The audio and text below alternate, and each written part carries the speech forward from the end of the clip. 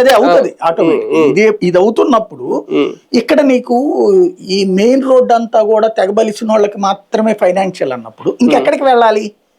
అప్పుడు ఒక అడుగు లోపలికి.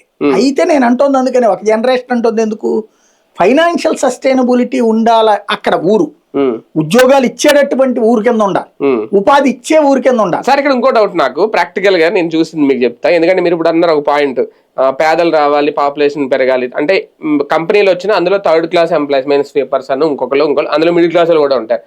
వాళ్ళందరూ ఉండడానికి సార్ ఇప్పుడు ఆ గ్రామాల్లో చాలా వరకు పీజీ హాస్టల్స్ వచ్చినాయి సార్, మెన్స్ హాస్టల్స్ వచ్చినాయి. అసలు గ్రామాల్లో హాస్టల్స్ వాళ్ళు చూడలేదు, ఎందుకంటే అక్కడికి వచ్చిన SRM, విట్టు యూనివర్సిటీ అందులో ఉండే వాళ్ళు ఉండడానికో సంథింగ్, అందులో కూడా హాస్టల్ ఉంటారు కొంతమంది ఉండడానికి.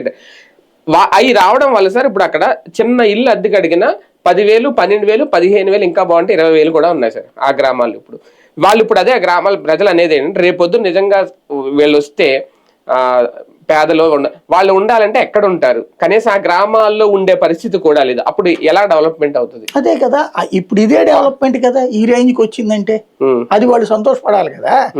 ఇప్పుడు హైదరాబాద్ లో మీకు అమీర్పేట, SR నగర్ ఈ ఏరియాలో బిల్డింగ్లు అద్దెకిచ్చుకుని బతికేసేవాళ్ళు వాళ్ళు అంతమంది.